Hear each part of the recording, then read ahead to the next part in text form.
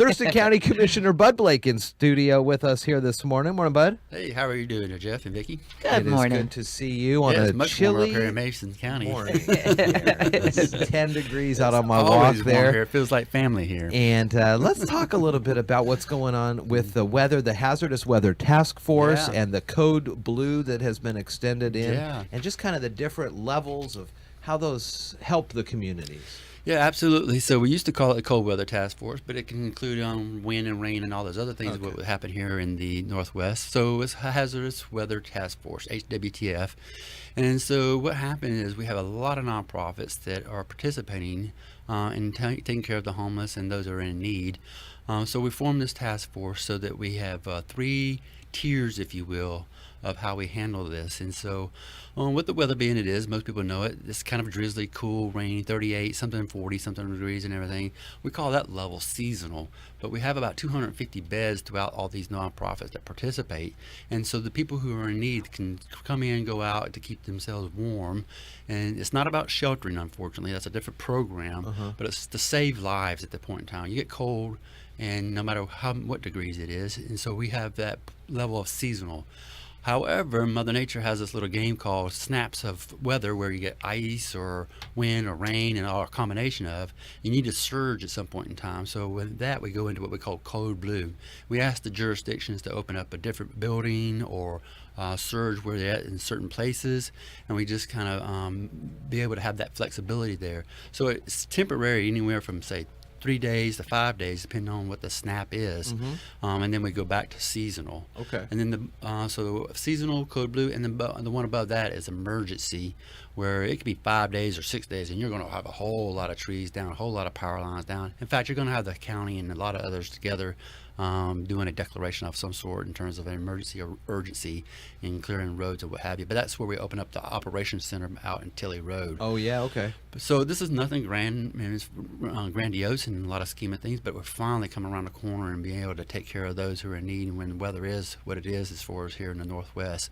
And then we try to transition some of those that are in need to either services such as with a BHO here in Thurston Mason BHO that I've talked about, or housing, where it be permanent supportive housing or even more temporary supportive housing such as rapid rehousing and that kind of stuff. So it's a really good thing that we're doing here in Thurston County, and we do share it with Mason County in what ways we can, because some people come from Mason County to Olympia looking for services or for some sort of cold weather protection. And so that's why I like coming up here and talking about it and knowing that we're good neighbors in that sense. So.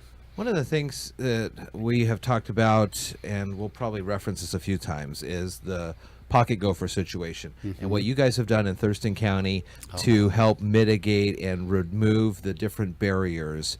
When I see these different levels, the code blue level or the extreme weather level and the hazardous weather task force, these different types of organizations and programs, is it make it easier to deploy the services when you have it separated into these, or would it be better to have a one general bad weather fund or something like that? Oh no, this is really good management. Be able to say that, have it layered or tiered in this way. That way we know where to put the best dollars and the best efforts on the ground, and be able to take care of that situation at hand, and then be able to watch it should something go different. Say, I hate to even say it, an earthquake or whatever. Then you're able to surge and be able to go to, say, extreme or emergency at that given time.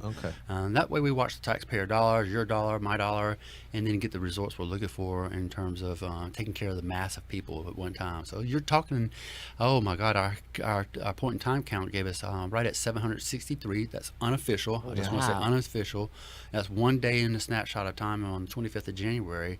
And then we got to go back and make sure we don't have duplicates and do some other what they call deduping, make sure we clean it up a little bit. But the number is going to be higher, obviously, from last year, which was 500. So we just want to make sure we take care of those kind of people, that type of population in terms of numbers and quality of life. Yeah, that's a big number. There's a lot of focus on downtown Olympia for the homeless population. Is there a lot of work Thurston County is doing to help in Olympia proper for the homeless situation, or are there thoughts of having availabilities for living areas outside of Olympia, but still within Thurston County? Yeah, that's so. Some of the other things I'm involved with as far as the housing and homeless. So I have what they call this incentivized housing, and so we look at that. We do not want Olympia to be the epicenter of all this, although most people tend to gravitate to Olympia for whatever reason, nostalgia, services, or whatever. But we're trying to deploy some of those other assets outside the city of Olympia, so we can kind of stymie that flow, if you will, and take care of issues right there on the spot, be it in the rural area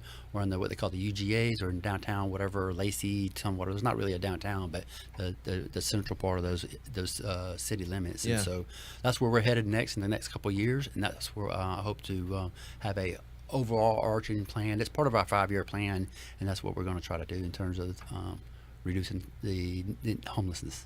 One of the things we've been talking with the state legislators with here in the 35th with Dan Griffey and Drew McEwen, and then in Aberdeen with Jim Walsh, is the marbled marlette. So I brought you guys up the other day. I said, are you guys talking at all with the Thurston County commissioners about the work they've been doing to kind of mitigate and update the pocket gopher regulations as it relates to the marbled marlette? We don't want it to be another spotted owl thing, and the frog and the snail and this. Do you guys talk with the legislators a lot about what you've done in Thurston County to speed up the process for homeowners, and then how we can maybe look at this? A lot of folks are saying, well, let's make sure we focus on the people before we start looking at the animals, things like that. You know, we do talk at times with the state legislators, and they are intrigued at how we've kind of turned on a dime and getting the two to be a complementary, the economy and the environment, and taking care of the people in at the same time.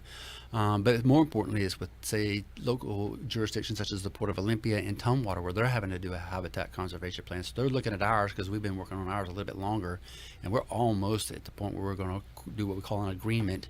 We're just waiting on one more feedback from the feds, and then I can explain all that and what that is. But it really has shone a light on how you can work within the framework of protecting the environment and growing an economy. It takes a little bit of negotiating and diplomacy and stick-to-itiveness, but really it is. And so when legislators see that, they say, okay, now they know how to get behind that in terms of a larger picture to take care of the larger region of the Northwest. So very good. Nice. So setting the example. Good. I like to hear that. I love that. I like to hear that. Yeah. Thurston County Commissioner Bud Blake, good conversation here this morning. It's always nice seeing you. It's always good to be here.